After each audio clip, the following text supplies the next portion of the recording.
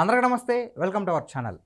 కొద్ది రోజుల క్రితం జగన్మోహన్ రెడ్డి గారు తెరపైకి ఎప్పుడో జరిగిన ఒక విషయాన్ని అయితే తీసుకురావడం జరిగింది. సంచలనం చేద్దామనుకుని చాలా ప్రయత్నాలు చేశారు. అయితే తన తాత రాజారెడ్డి గారిని టీడీపీ వాళ్ళే చంపించారు అని చెప్పేసి ఒక కొత్త వివాదాన్ని అయితే ఆయన సృష్టించడం జరిగింది. మరి ఇటువంటి అంశాలపైన మరి ఆయనకి ఎంతో అవగాహన ఉంది. ఫ్యాక్షనిజాన్ని చాలా దగ్గరగా చూశారు. సో అటువంటి వ్యక్తి టీడీపీ లీడర్ అయినటువంటి పేర్ల పార్థసారథి రెడ్డి గారు. సార్ నమస్కారం అండి. నమస్కారం సార్. స్ట్రైట్ పాయింట్, అసలు వైఎస్ కుటుంబానికి ఫ్యాక్షనిజానికి సంబంధం ఏంటి, అసలు ఎలా మొదలైంది? అది తరతరాల అనుబంధం ఉంది ఆ కుటుంబానికి. వంశపారంపరగా పులివెందుల్లోను కడప జిల్లాలో జరిగిన వైలెన్స్లో వాళ్ళ కుటుంబం పాత్ర విస్మరించలేంది. వాళ్ళ తండ్రి రాయారెడ్డి నుంచి, రాజశేఖర రెడ్డి నుంచి, జగన్ నుంచి అందరి they are all criminals. Andhra రాష్ట్ర ప్రజల దురదృష్టం. మహానుభావులు ఆంధ్ర రాష్ట్రానికి ఎన్టీఆర్, చంద్రబాబు నాయుడు, సంజీవ్ రెడ్డి, కాసు బ్రహ్మానందరెడ్డి, విజయభాస్కర్ రెడ్డి, ఆంధ్ర రాష్ట్రం ఏర్పడతానే టంగుటూరు ప్రకాశం పంతులు, ఇట్లా మహానుభావులంతా కూడా సీఎంలుగా వ్యవహరించినారు. అటువంటి ఈ గొప్ప రాష్ట్రానికి ఒక రౌడీ షీటర్ కొడుకు రాజశేఖర రెడ్డి సీఎం కావడము, ఆ క్రిమినల్ మనస్తత్వం కలిగిన వ్యక్తి కొడుకుగా జగన్ సీఎం కావడము ఈ రాష్ట్ర ప్రజలు చేసుకునేటువంటి అత్యంత దురదృష్టకరమైనటువంటి సంఘటన. మీరేమో క్రిమినల్ బ్యాక్గ్రౌండ్ అంటున్నారు, మరి చాలామంది వైఎస్ కుటుంబాన్ని అభిమానించే వాళ్ళు మహానేత అంటారు, ఒక్క రూపాయికి వైద్యం చేయించారని గొప్పగా చెప్పుకుంటారు. మీరెందుకు ఇలా అంటున్నారు? అవన్నీ ఫాల్స్. రాజకీయాల్లోకి ఎంటర్ అయ్యేటప్పటికే ఎంటర్ కావాలనే ఉద్దేశంతో క్రిస్టియానిటీ తరఫున డెన్మార్క్ నుంచి ఆ హాస్పిటల్ కట్టారు. వాళ్ళ చేతి నుంచి రూపాయి పెట్టలే. డాక్టర్గా పోయి ఆడ కూర్చొని ఎమ్మెల్యే సీటు కొట్టేదానికి యాక్షన్ అది ఒక మార్గంగా చేసుకున్నాడు. సో మరి ఫ్యాక్షన్ని మీరు చాలా దగ్గరగా చూసిన వ్యక్తి, సో మీరు కూడా చాలా బాధపడిన వ్యక్తి. సో మీ అంటే ఆ ఇన్సిడెంట్ని మీరు ఏ విధంగా షేర్ చేసుకుంటారు? అసలు ఏ విధంగా చేస్తాం? అది దుర్మార్గుల కుటుంబం. దాన్ని ప్రజల కోసం స్వేచ్ఛ కలిగించాలని, స్వేచ్ఛగా ఓట్లు వేసుకోవాలని ఒక లక్ష్యంలో భాగంగా తెలుగుదేశం పార్టీ వచ్చి స్వేచ్ఛ కలిగించాం. ఫ్రీగా పోలింగ్ జరిపించాం నియోజకవర్గం అంతా వీలుండే కాడికి. ఆ క్రమంలో నా పైన అటెంప్ట్ జరిగింది. ఇప్పుడు ఆ ఘాట్లు కూడా అవినా సార్?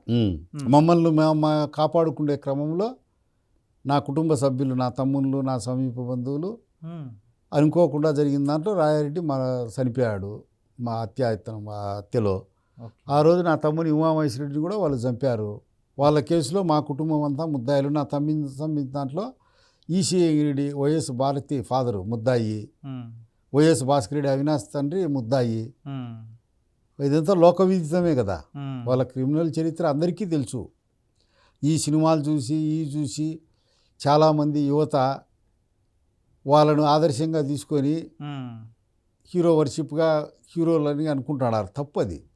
మేము మహానుభావులు శ్రీరామచంద్రుడు ఇట్లాంటి మహనీయుల నుంచి ప్రేరణ పొందిన వాళ్ళం. సుభాష్ చంద్రబోసు, గాంధీ, అల్లూరి సీతారామరాజు. వీళ్ళు కూడా ఈ తెలియని తరానికి మేము స్వాతంత్ర సంగ్రామ యోధులం. ఈ దేశం కోసం, ఈ రాష్ట్రం కోసం మా కుటుంబం బలైంది. ఇందిరాగాంధీ, రాజీవ్ గాంధీ మాదిరి మా అబ్బ బలైనాడు, మా నాయన బలైనాడు, మా చిన్నాయన బలైనాడు అని చెప్పగలుగుతారు. సో మరి అప్పుడెప్పుడో జరిగిన ఒక ఇన్సిడెంట్ని ఇప్పుడు ఎందుకు తెరపతికి తీసుకొస్తున్నారు జగన్మోహన్ రెడ్డి గారు? మా తాతగారిని చంపేసింది కూడా టీడీపీ వాళ్ళే, మా నాయన చనిపోవడానికి కూడా ఇంకా నాకు అనుమానాలు ఉన్నాయి, మా చిన్నాయన చంపించేశారు అని చెప్పేసి ఆయన చాలా ఓపెన్ స్టేట్మెంట్ ఇస్తున్నారు. ఇంకా అనుమానాలు ఉంటే 5 ఏళ్ళు సీఎంగా ఉన్నాడు. వాళ్ళ నాయన మరణం పైన ఎందుకు ఎంక్వైరీ వేసుకోవాలి? గాడిదలు ఏమన్నా కచ్చనాడా? లేవన్నా గుడ్డి గుర్రాలకి ఏమన్నా పనులు దొంగతానాడా? ఎందుకు ఎంక్వైరీ వేలే? వాళ్ళ నాయన మరణాన్ని, రాయారెడ్డి మరణాన్ని రాజశేఖర రెడ్డి వాడుకున్నాడు. సోనియా గాంధీ దగ్గరికి పోయి నా తండ్రి వృద్ధుడు చంపేసినాడు, చాలా మహానుభావుడు అయినట్టు అనేక హత్యలకు కారణం అయినాడు. పర్మిషన్ తెచ్చుకున్నాడు, పాదయాత్ర తెచ్చుకున్నాడు, సీఎం అయినాడు. జగను వాళ్ళ మా తండ్రి మరణాన్ని ఉపయోగించుకున్నాడు. మా తండ్రి లేనుడు, మా తండ్రిని చంపేసినారు, రేవేం సొల్లు, నేను అనాథనైనా దాంట్లో సోనియా గాంధీ పాత్ర ఉంది అని బూటకపు కన్నీళ్ళు కార్చి వివేకానంద రెడ్డిని వాళ్ళే చంపి మా చిన్నాయన తెలుగుదేశం పార్టీ చంపింది, చంద్రబాబు నాయుడు తెలుగుదేశం పార్టీ కారణము అని చెప్పి చెప్పినాడు, ప్రజలు నమ్మించగలిగినాడు, సీఎం అయినాడు. ఆ విష ప్రచారాన్ని ప్రతిఘటించాల్సినటువంటి అవసరం తెలుగుదేశం పార్టీ కార్యకర్తల భుజస్కంధాల మీద ఉంది. అందులో ఏమాత్రం ఏమరపాటు కలిగినా అజాగ్రత్తగా ఉన్నా మూల్యం చెల్లించక తప్పదు. సో మరి ఒక్కసారి సీఎం ఛాన్స్ ఇవ్వమని అడిగారు, ఇచ్చారు. సో ప్రజలు చూశారు, అభిప్రాయాన్ని మార్చుకున్నారు. మళ్ళీ ఆ రోజులు 2019 నుంచి 24 రోజులు మళ్ళీ రిపీట్ కాబోతుందా? మరి వాళ్ళేమో మరో 30 ఏళ్ళు మేమే అధికారంలో ఉంటామని చెప్పేసి స్టేట్మెంట్స్ ఇస్తున్నారు. మరి వింత పోకడలు, వింత నిరసనలను తెలియజేస్తున్నారు. సో ఒక విపక్ష నేతగా జగన్మోహన్ రెడ్డి గారు సక్సెస్ అయ్యారా, లేదంటే ఫెయిల్ అవుతున్నారా? అసెంబ్లీకే పోకుండా ఉంటే అసెంబ్లీకి పోయి ప్రజా సమస్యలు ప్రశ్నించవయ్యా అంటే అసెంబ్లీకే పోలేక పిరికి పొందా. ఏం ప్రజా సమస్యలు పట్టినాయి? వారానికి ఒకసారి ఎవరో ఒకరు రాయించిన 3 గంటలు 4 గంటలు చదువుతాడు, ఫ్లైట్ ఎక్కుతాడు, బెంగళూరు పోతాడు. ప్రతిపక్షం అనేది యాడుండాది? ఆ అసెంబ్లీ స్పీకర్ అయ్యన్న పాత్రుడు రండి రండి రండి రండి ప్రతిపక్షం కావాలని కోరతానే అని పోయేవాడే లేడు. మీరేమో ఎంత నెగిటివ్గా చెప్తున్నారు, ఫ్యాక్షనిజం ఎక్కువగా ఉంది, కిరాతకంగా చేసేవారని చెప్పేసి. అంత కిరాతకంగా ఉంటే ఆ కుటుంబాన్ని ఎందుకు ఆ పులివెందుల ప్రజలు, లేదంటే ఉమ్మడి కడప ప్రజలు ఎందుకు ఎన్నుకుంటారండి? అంతకుముందు కూడా ఎందుకు వాళ్ళ చెప్పు చేతలు ఎందుకుంటారు? అసలు ఏంటది? అది ప్రజాస్వామ్యమా, రాచరికం? ప్రజాస్వామ్యం కాదు, రాచరికం కాదు, అవధులు మీరిన అంతులేని దుర్మార్గం, దౌర్జన్యం, కిరాయి హత్యలు, ప్రజలను భయంకరమైనటువంటి భీతావహ పరిస్థితిలోకి నెట్టడంతో వాళ్ళకు కుదిరింది, సెట్ అయింది. పాపాత్మునికి కూడా కుదురుతుంది ఒక్కోసారి. అట్లా కుదిరింది, సెట్ అయింది. అనేక ఓటములు ఎదుర్కొన్నారు వాళ్ళు. రాయారెడ్డి భార్య ఓడిపోయింది, రాయారెడ్డి ఓడిపోయినాడు. వాళ్ళ రాయారెడ్డి మేనల్లుడు మైకేల్ బాబు 2 మాటలు ఓడిపోయినాడు. రాజశేఖర రెడ్డి బామర్ది కమలాపురంలో ఓడిపోయినాడు. రాజశేఖర రెడ్డి భార్య విశాఖపట్నంలో ఓడిపోయింది. రాజశేఖర రెడ్డి కూడా ఏఐసిసి మెంబర్గా ఓడిపోయాడు. వాళ్ళ దుర్మార్గం, దౌర్జన్యం, ప్రజలను బీతావాహలను చేసుకునే ఓట్లు వేయించడం, వాళ్ళ డబ్బు, వాళ్ళ అధికార బలం, అనేక కారణాలతో గెలిచేదంతా మంచి కాదు, ఓడేదంతా చెడ్డు కాదు. మరి పులివెందుల పులులు అంటారు కదండి, మరి ఆ పులివెందులకి చేసింది ఏం లేదంటారా?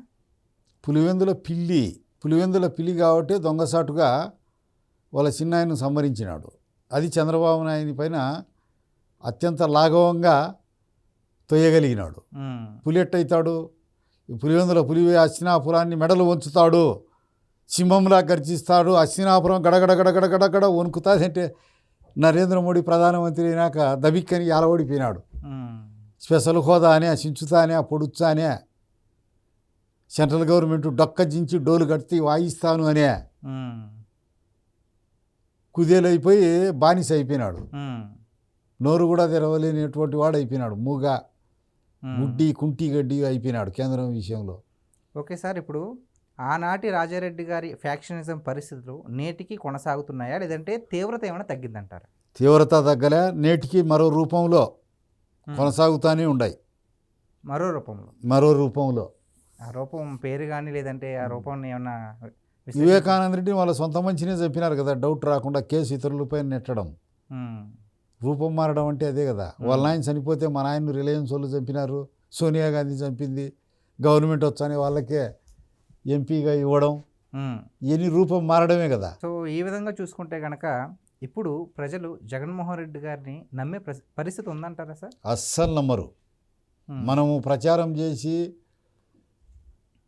ఖండించకపోతే నమ్మించగలరు. ఇడిసింది ఈదికి పెద్ద అన్నారు.